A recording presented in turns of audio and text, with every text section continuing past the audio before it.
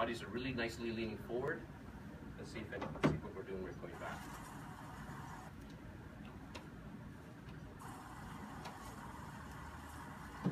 It's a good, if you watch the top hands here, that whole thing I was talking about of finishing the stroke with your top hand pressure. Coming through and getting the catch, you're coming through, the hands in front of your eyes, and you're starting to go negative. I want you to finish it. Have that hand go through. One. And I want to see that dramatic push off the back. That push off the back is the paddle sitting in the corner of the floor and the wall, and you're here, you're coming back, you've got that connection. It's just starting to go negative. Come in the channel a bit and get it up. But I want to see the top hand actually push down and get that motion. You want to push off the floor, and that top hand pushing down to at least your sternum is where you want. You don't want the hand coming to the gunnel, because then you get that angle coming up, but you definitely want that top hand doing some push at the second part of that stroke.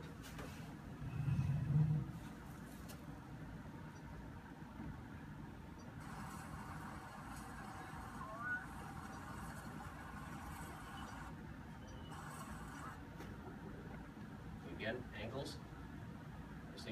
One thing, if you watch your top arm, and this is on the catch, you'll see the catch where people who are getting that tension on their catch, it'll almost look like their hand hit concrete.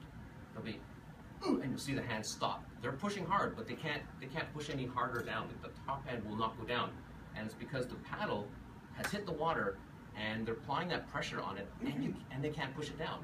They're pushing as hard as they can on it, but because they have that pressure, it's not going anywhere.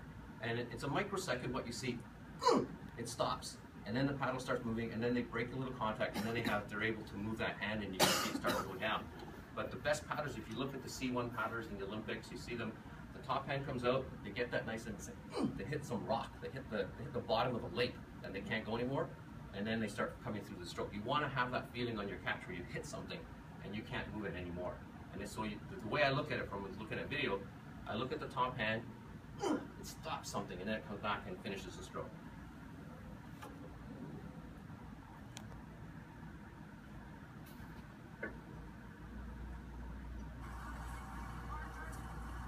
So you can see here, you can see that top hand hit something, right? But I don't want you to stop it by itself.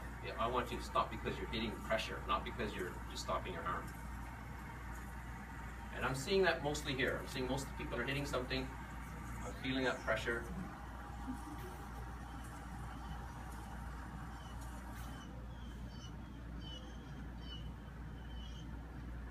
Top arms are all pretty good all the way across. This is the point. The paddle's just starting to go negative.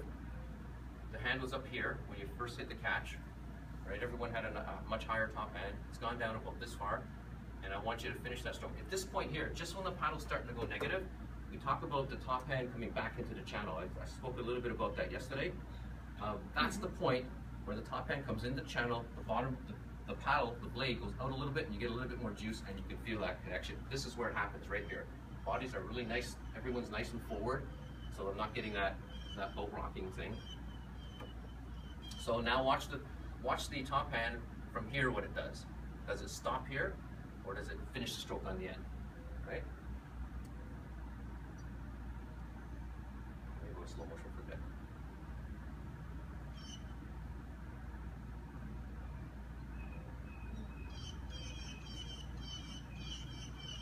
Really nice form. You guys got good catch pressure here. Angles are good. Coming through. Fully buried to here. Fully buried to here. So you're still getting that angle while you're fully buried. In this case, I think you're going negative a little too soon. Fully buried here, and you're in that angle. So just stay forward. Be a little bit more patient on that angle. In this situation, really nice angle, fully buried here, and then the hand punches, and then you lose that move, right? Be patient on that angle. Don't let it. In slow motion, you can see the synchronicity. Is everyone's hand coming up at the same time, or are you getting a caterpillar with the top arms? Watch the top arms, right? First, second, third, right?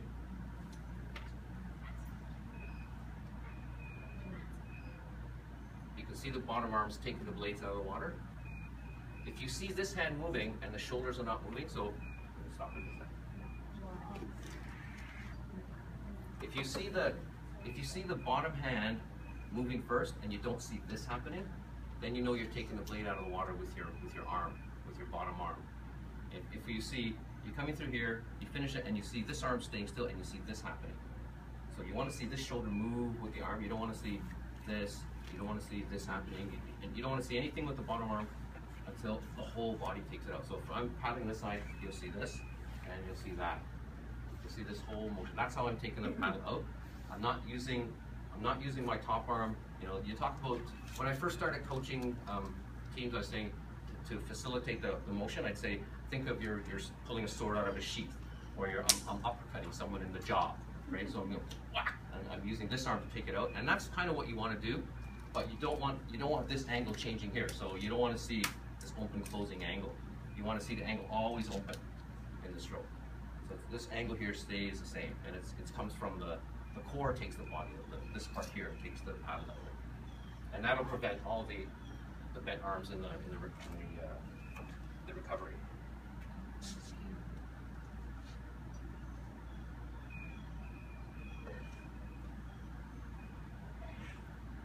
Opening up your back to me a little more. That's the back I want to see right there.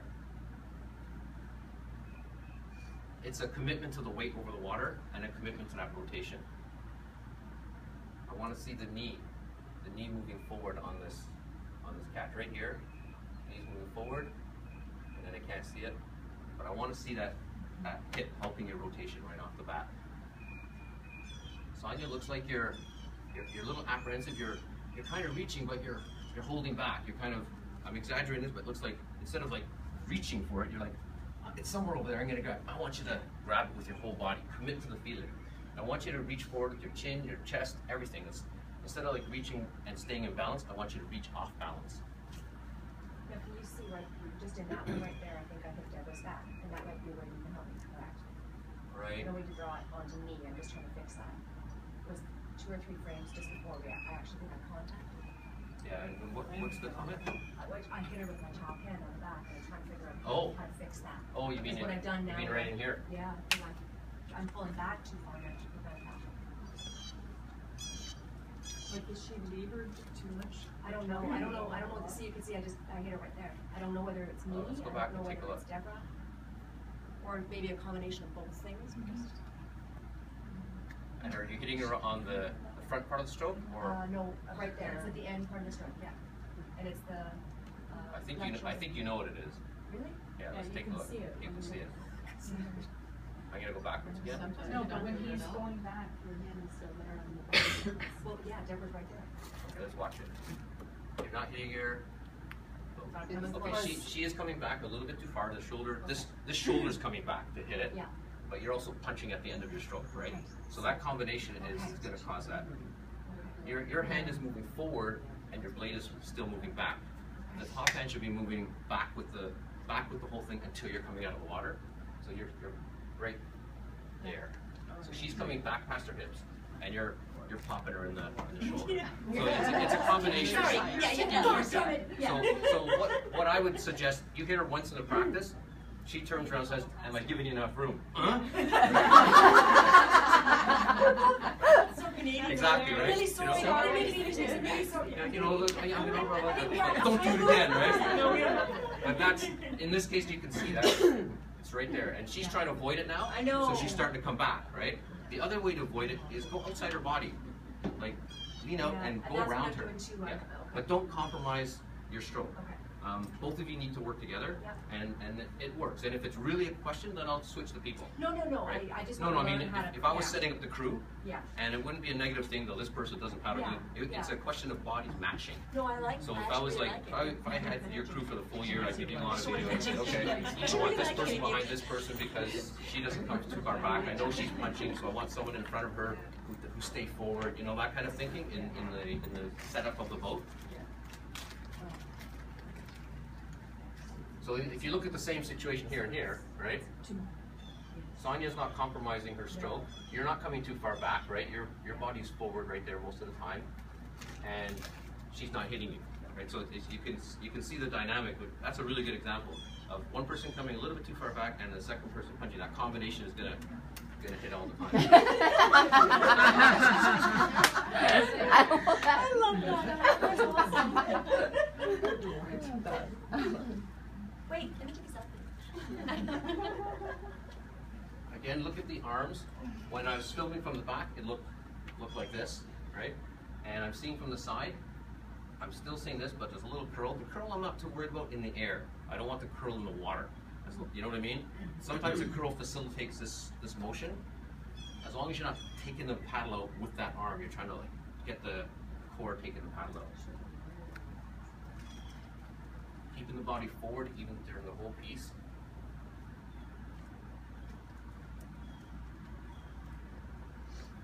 You want that nice straight arm. Some coaches will say bend the arm a little bit, and to be honest with you, you never hardly ever want to lock your arms totally out.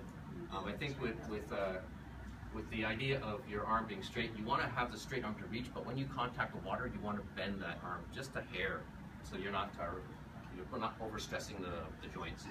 She looks very relaxed there. Look at the shoulders. You guys all look pretty relaxed. Like it's a relaxing stroke, right? I'm going to stop it a bit in the air. Let's watch this one first.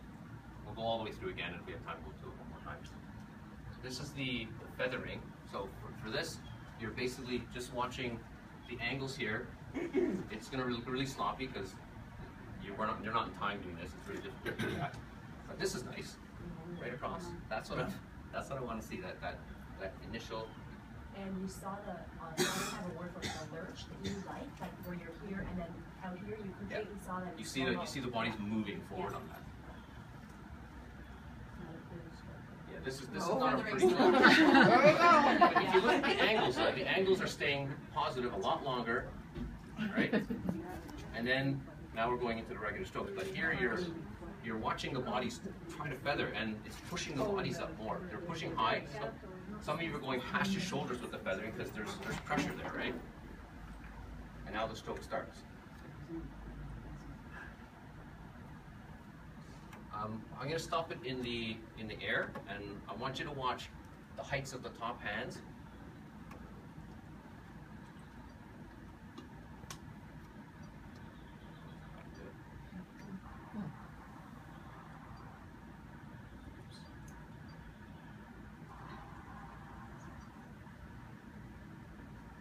As I'm going through different top hands, right? When I say to match up with your partner, I'm talking about everything. You're matching up exactly the top hand, same height.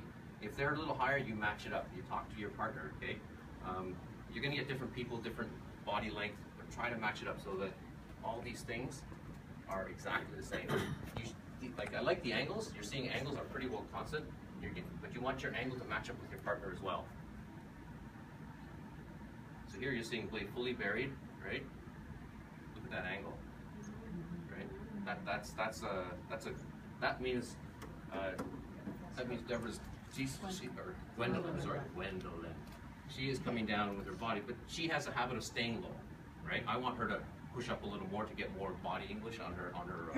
I want her body to push up a little harder and force her body up. She's using her weight very well, and you can tell it's fully buried. She's in that nice angle. She's only got positive pull there, right? So that's a huge thing. It's keeping her body there. If her blade was in this position, then you would see her body drop into it. You'd be like, whoa, and you'd see this dramatic drop in.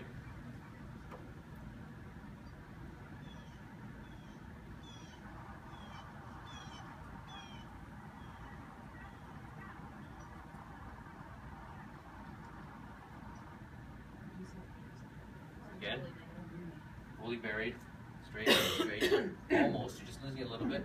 Fully buried. So the angles are pretty good for the first 5 seats there. And to be honest with you, this angle is better than most people I've seen paddling. This pendulum, it's obvious, and if you look at video from a lot of teams, and I've looked at a lot of video of teams, this setup here is pretty good.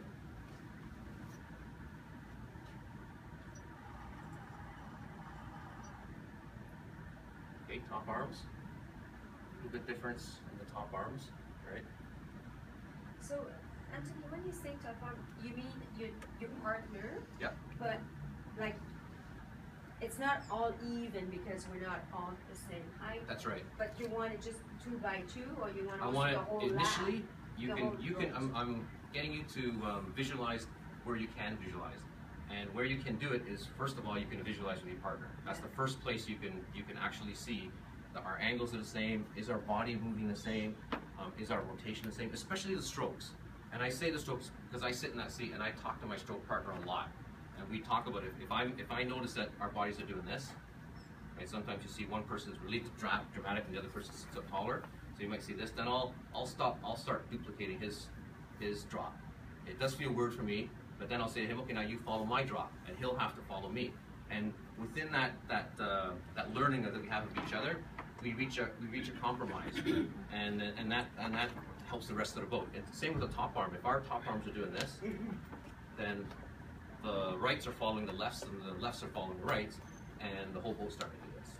Right? So you want to have that top arm doing the same thing, and it's all the way down the boat, because the person in seat 7, the person in seat 6 is watching that their top arm's on an angle. Right? So if that's happening, then that double hits that I call them are going to translate down the boat. You can't see them when you're in the boat. I can't see like 4 seats up if I'm hitting exactly the same time or burring the same time. But it's the keys of what you can see. I can see my partner, I can see the person directly in front of me, and I can see this person here. And if I look around, I can see the stroke. Right? So those are the things I'm looking for. I can't see anything behind me, but I can feel them behind me.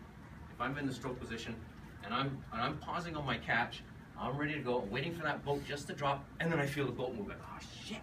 Like someone hit before, and now I lost my catch. And it's the most irritating feeling in the world for a stroke, because you're sitting there, you're ready to go, and then you're done. And then you speed up your catch to catch up to people in the back, and then you start spiraling into control, and you go from boom, boom, boom, boom, boom, and you start spinning. Spinning is when you're rating it up without power. And the boat starts. You know, you've all spin. I've done that too, and it's a horrible feeling. Especially when you're in the middle of a really important race and you start spinning. And the way I get out of a spin, if I'm sitting in the stroke or I'm steering, I do I need 2 strong strokes, right? Or I need 3 strong strokes. And I as soon as I'm spinning, I say I need 2 hard now, or when the boat feels dead, I do the same thing. And the team knows that when I say that we're either spinning or the boat feels dead, and they can feel it. You can feel that this boat feels heavy, right? Give me 3 hard, boom. Okay, now we've got some life. But you got to get out of the spin. You got to get out of that dead feeling like right away. As soon as you feel it, you know. Usually it's the strokes or the person. If there's sometimes I put a person in the engine room as the vocal person. So I have 1 or 2 people in the boat who I allow. You can tell me when we're there. Come out of the start. We're lengthening it out. We're getting that nice rhythm. And the people in the biggest bodies in the engine room, those are the ones that are going to have the hardest time with the speed connection. Because unless they're really excellent technical paddlers, they're the ones typically who they can go amazing at 55. They go amazing at 60. They start breaking down at 75. But those are the people I want to hear them say, right there, I'm getting the most juice from my stroke, right there. That's where I want to be, and that's where you stop and you stay on that power, and then you go. But it's a communication thing, and it's a feeling. If you close your eyes, you can feel the deadness of the boat. You can feel the double hits. The strokes can feel the double hit all the time.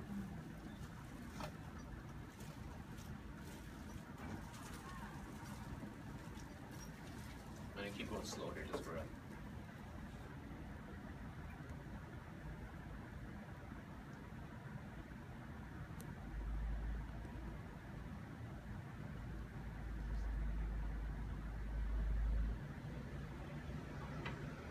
I like the top hand coming down here. It sets up, finishes the stroke. It doesn't come that far, it doesn't come to the gunnel, but it doesn't stay at the top. It's moving, and it comes back. You could keep the arm blocked a little better, but I like the motion, the pressure, the connection coming down.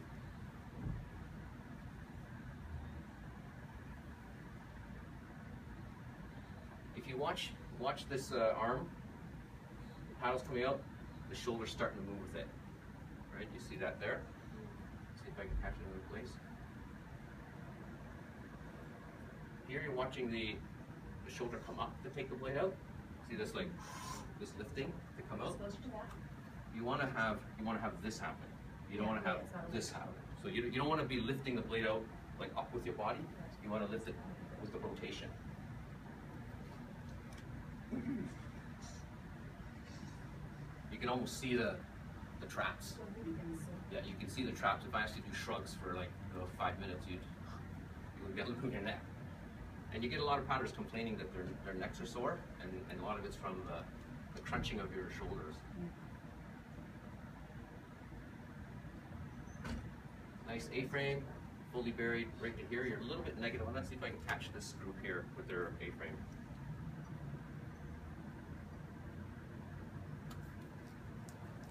Okay, blades are fully buried. I just probably got to stop a little earlier. Right there. It's pretty good, isn't it? Yeah, it's pretty good. The bodies are forward, right? Hands are pretty well in line. I want to see more back, right? But that's a nice angle for the position right here, fully buried. That's where you want to be. You want those angles right there. None of them are negative, right? You're just starting to go negative, and that's where you're getting the full power. Right at this point here, you're starting to take that top arm, bring it in the channel a bit, open up the blade to the harder, thicker water, and then you drive down the top arm and finish off the stroke. Let's see if that's what happens here. Anthony, when you say bring it into the channel, you're talking bringing it in this way? So your top arm is coming back in? It's coming into the boat, just this much though, right? Yeah. So if the gunnel's here and I'm paddling here, I get to this angle you see on the screen right there, and I do this. I keep this hand in the same place, but because the paddle I pull in here, that means the blade goes out a bit. And that catches the harder, thicker water, and then I finish off the stroke. And that's like you're hitting this wall right there and you're pushing off. That's where it's coming from. People tend to want to do this at the back end, right? And you see that, like, the back end. And a lot of coaches, they talk about breaking through the wall with the elbow. I had a Blake Hera. If you've ever had him as a coach, he talks about smashing through the wall with the elbow. So he'll go and break it through, right? Smash it through. And he's looking for power here. But if you watch him when he paddles, and you watch him when he demonstrates, he's still doing this. He's got that, because he's an old school C1 paddler, so he's got this happening here, but he wants his paddlers to break through it. He wants them to smash through it and make sure they're getting some juice there. So whatever, coaches have different ways of describing that feeling of pushing through the wall, and it works for different people. So if breaking through the wall helps you visualize that feeling, then use that. If pushing off the corner, use anything that a different coaches and try to put it, like I said, hearing something. I'm sure everything I'm saying to you, you've heard from your coach already. Whether it's top arm, I'm sure he said, straighten that top arm or more rotation. I'm not the first person who's saying it, but I might be saying it in a different way, right?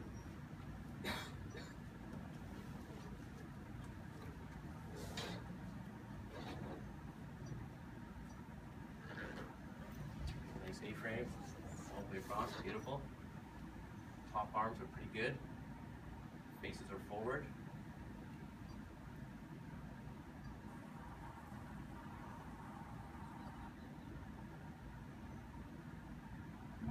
Exits are not exactly the same.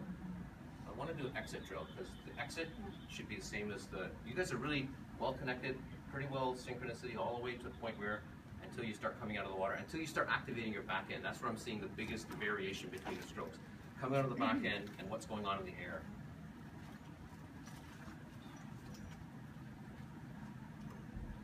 My hand is dry. Top arm there, find the catch, finish it off. Finish it off. Watch this arm here. Coming through. Finish it off, right?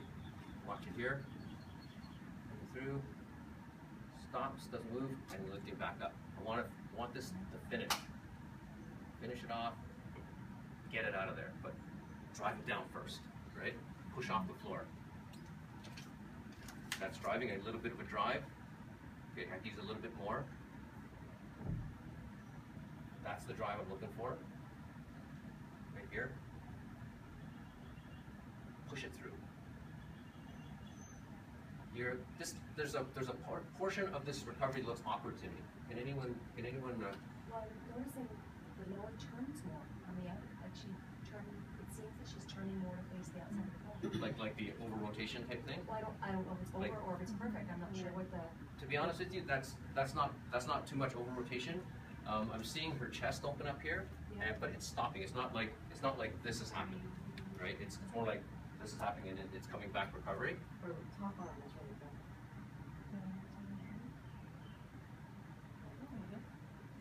good. You watch the bottom arm moving afterwards, and I ask you, is the shoulder moving first? So she's coming through. She's coming through the stroke, all the way nice, comes to here, and this is the point where you say to yourself, is this hand moving? Two things happening. You want both hands moving at the same time, right? So if I see one hand moving and the other one not moving, then I know there's a disconnect with coming out of the water. So I'm looking at both hands, right here, and at the exit, coming through, is this hand moving and this one not? Or is this hand moving and this one not? Or is both hands moving and the shoulder's not moving? So there's this kind of a couple things you're looking at. What I'm looking for is holding the barrel and always holding the barrel. Right? So you're doing this. You're watching both hands move at the same time. You're watching the shoulder move with the arm. You know what I mean? You're looking for that. You're not looking for the. What's awkward in this situation here is, and I can't really pinpoint it. I'm trying to figure out whether it's this hand moving first, this hand moving second, whether it's this hand moving, this one's not moving. But there's something in it that's bugging me, and I'm asking you guys to see if you can pick it out.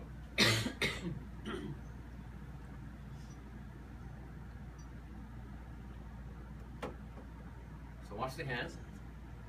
Which one's moving first? The bottom Bottom one's one. moving first, but it's not too bad.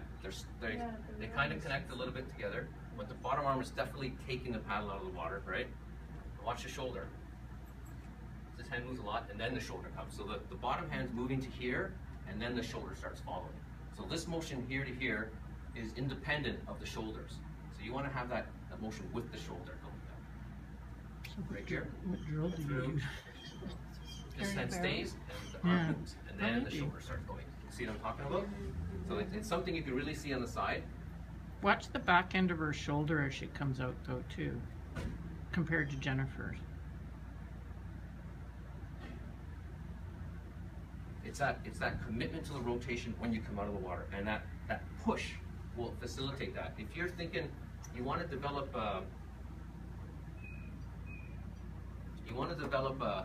pressure off the water, but it's difficult to get that pressure if all these things are not in the same sequence. If you're starting to change, if you're starting to move this independently of this, or you're moving this independently of this, you lose that ability to push off the wall, right? If you're thinking of, I know you all want to get to that catch, and you all want to get there fast because you want to be in stroke, you want to be there with the micro pause, and you want to have all that beautiful setup and everything, which is what you're already doing, but don't sacrifice the back end to get there. Don't sacrifice this push. In fact, pushing off the wall helps you get to the catch. If you're getting here and you don't get that push and you're trying to get there, you're struggling against momentum.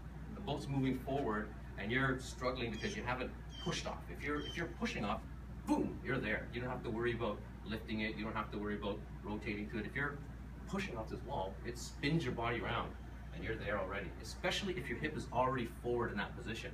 When you're coming through here, hip to the blade, my hip is already forward, so my rotation is stopping me from my shoulder can't go back further. If you look at my hips here, if I let my hip come back, my hip is back now, I can open up my chest. If I move just by moving my hip forward, it turns my body and it evens out my chest. So from here, boom, letting this happen, I can't over rotate. It's really hard for me to even come back. I'm feeling it in my back. It's the tension of getting sore back. But it's Yeah, welcome to our world. But it's one of those things. I think you understand what I'm saying. If the hip is forward on this part, you can't over rotate, and then when you go to recovery, it's already set up for you just to boom, and all you gotta do is that. If you're already back here, you got this to get forward, you got this to get forward, and you can't push off the wall to help your recovery. Is there any questions about that? Because I'm thinking I'm making sense there. Well, yeah. I have a question. Good. I'm always afraid when we are told, okay, that upper arm, when you finish, you don't want to drop too low, like Yeah. not at the kidney of your partner, it's Yeah. above the shoulder blade and all this. But Yeah. by doing this action, why here, I feel like I'm going to be dropping low, you know what I mean? Like Yeah. that action, am I going to be, that's what I'm going to be afraid of. Finishing too low to And bring you it will forward. finish too low if your hip is back, right? If you're coming through and you're thinking, there's nothing, there's like a big hole here, right? And you're gonna fall into the hole. But if your hip is forward, the hip is blocking you. You can't. The pressure you want to feel on your catch is you want to feel it right here. Sorry, not on your catch, on your back end. You want to feel it right in here. You want to feel it on your hip flexor pulling forward. You want to feel it right on your hip flexor, on the lower part of your abs, right there. Like if you put, like get up against the wall and just do this. You can feel it here in your tricep, and I can feel it right here. If I squeeze the wall, I'm thinking, okay, this is pretty relaxed. I'm feeling, but here, that's the tension right there. That's what I want to feel. So I'm setting it up. Hips coming back, right there. That's what I'm feeling. Get that feeling and start pushing. And you'll notice when I push here, what happens to my shoulder? Right? It starts coming back by itself. I don't have to do this. I don't have to do this. It just, that shoulder comes forward. And that's what you want. You come back, and that whole body pushes itself. You don't have to think about it anymore. We had a coach that used to say hump paddle. Yeah, in the flat water world, we have all kinds of, mostly guys cruise or hump the paddle. Like, yeah, it gets pretty descriptive. Is that Gary? Yeah. No. Yeah, well, yeah. If it wasn't a women's crew, I'd probably be,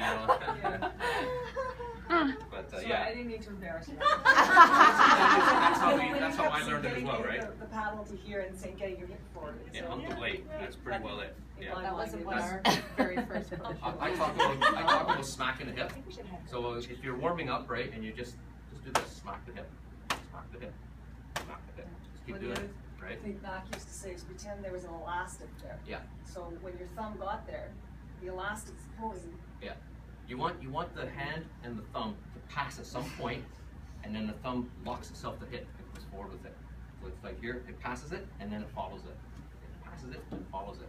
That's like different coaches have said it different ways. So I'm kind of saying all the different ways they've had in case one of them clicks in your brain, right? Yeah. Makes sense? You see your Coco, you're The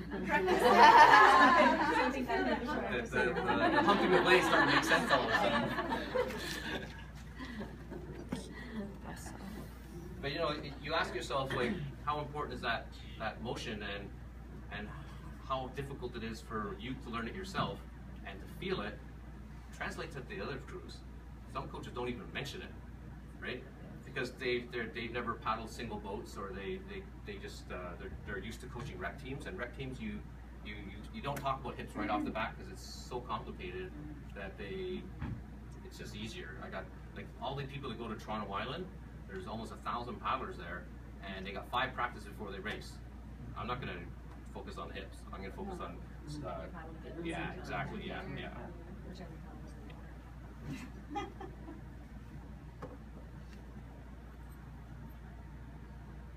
So other than that, really nice stroke, Lori. I'm picking on you right here because everything else is so nice, and that part looked a little awkward for me, and I'm trying to figure out why it looks awkward for me. Getting that body forward. I like it. Everyone's moving their bodies at the same time forward. Watch this little punch. You can see, Barb, your top hand. Let's check out Barb the same way we did here. Okay, watch the arms. This arm's moving. The bottom arm's moving before the top arm. All right, come through here. This stays here, and this moves. Right, so the bottom arm's moving before the top arm. So you're taking the blade out with the bottom arm, and if you watch the shoulder, there's a lot of bottom arm movement before that shoulder goes. Watch, shoulder staying all the way, and then the shoulder moves. So the hand is moving from here all the way to here before that shoulder moves. Right, so that this motion is not being utilized as much.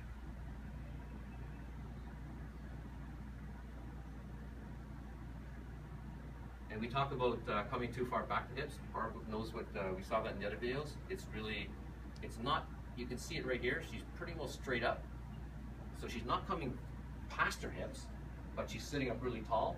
And you want that tall, but you want it sitting up tall this way. You want to have your body a little bit forward on that the whole stroke. You never want to come to the point where you're sitting up so tall. Unless you've got an incredible backwind, and I'm asking everyone in the boat to sit up a little bit higher than normal, and that happens as well. But Again, you see this little. Yeah. Feel the back of your shirt.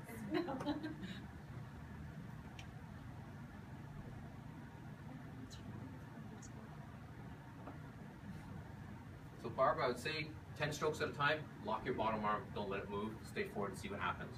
10 strokes and then go back to the relax, and then 10 strokes, lock it straight. Don't let it bend, no matter what, even in the recovery. When I say people straighten their arms, they straighten it straight and then they bend it in the recovery. And it's like a recovery where I want you to keep it locked. Yeah.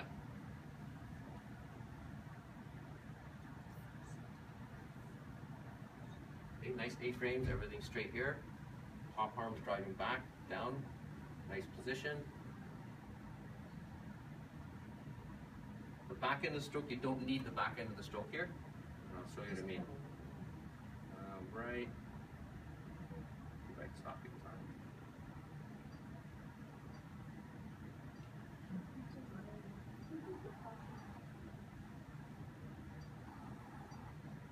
Okay, I'm going to pick here for a second, a couple things. You'll notice the catch when you come up.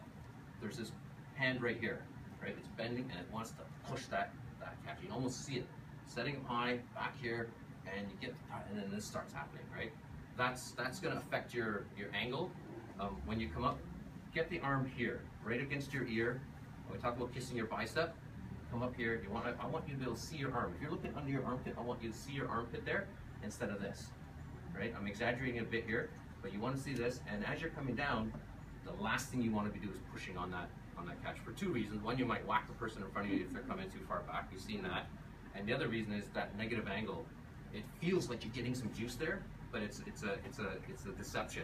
You're losing something, and you're only losing it because we are coming back. If you were staying up front, like sometimes in the finish, like in one team I switch my strokes, the style of stroke.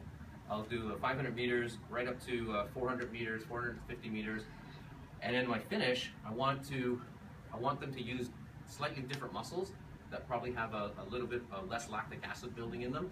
So I'll focus a little bit, I'll change up the parts of the muscles that you use. So I might want a little bit of a punch. So on the finish, I'll bring the rate up. You know, we always bring it up, like up, up, up, up. You hear that?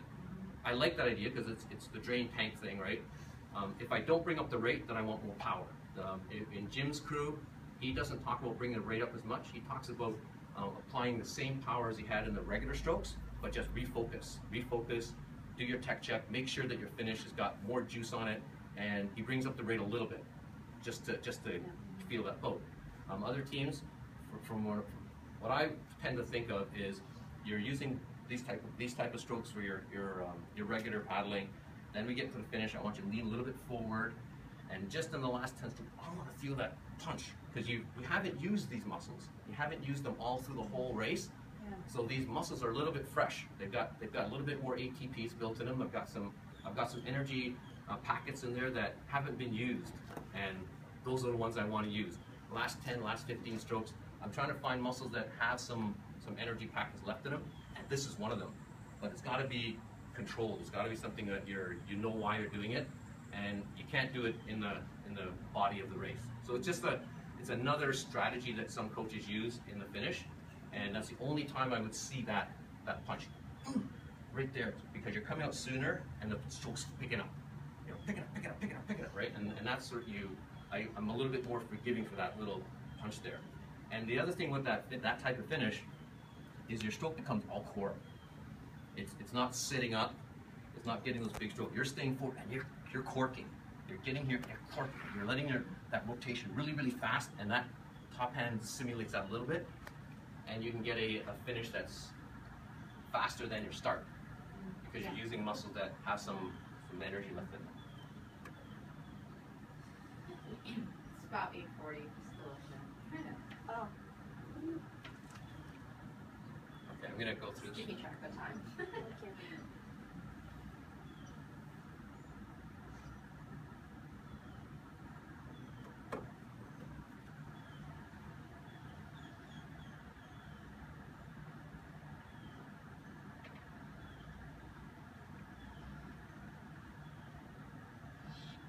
people tend to think stroke finishes back here, and that's when they start to relax, right? You can almost see it. Right? You can almost see it in the body language, in the expressions on their faces, and the intensity, and you can almost see it, right? Not everybody, but what I want to see is this part here is where that's the main power thing. And then relax.